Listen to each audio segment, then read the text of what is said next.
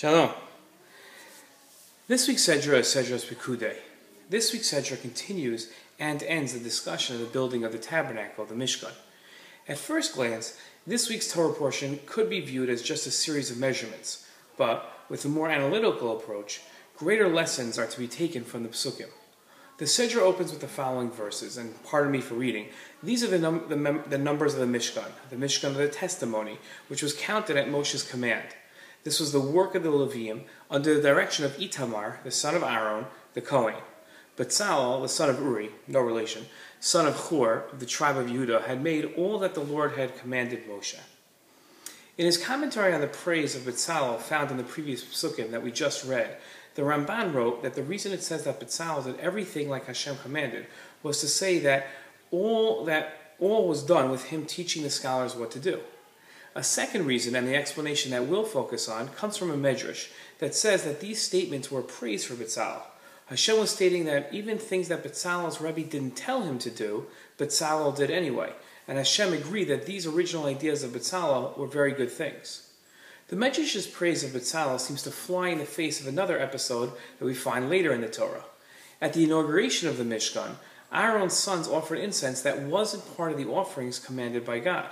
Hashem recorded the incident in the Torah, and he said, Aaron's sons, Nadav and Avihu, each took his pan, put fire in them, and placed incense upon it. And they brought before the Lord a foreign fire, which Hashem had not commanded them.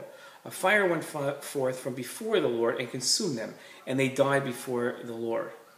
In addressing the challenge of how could Aaron's sons be punished for going above the letter of the law and giving a voluntary offering, something normally praised, Rashi quoted Rabbi Eliezer, whose opinion was that Aaron's sons were killed by God because they rendered halachic decisions in the presence of Moshe, their teacher, without asking Moshe.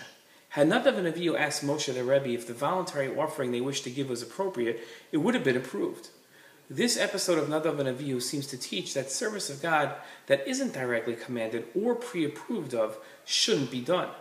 Yet the lesson from Betzalel in our Sedra seems to teach the opposite point, with the Medrash telling us that Betzalel was praised for doing things that Hashem didn't pre-approve. In Pirkei Avos, the idea of choosing a Rebbe is stressed to the point that it is listed twice.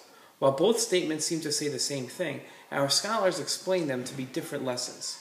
The first statement quotes Yehoshua, the son of Parchaya, who would frequently say, choose a Rebbe for yourself, aseh lecha rav.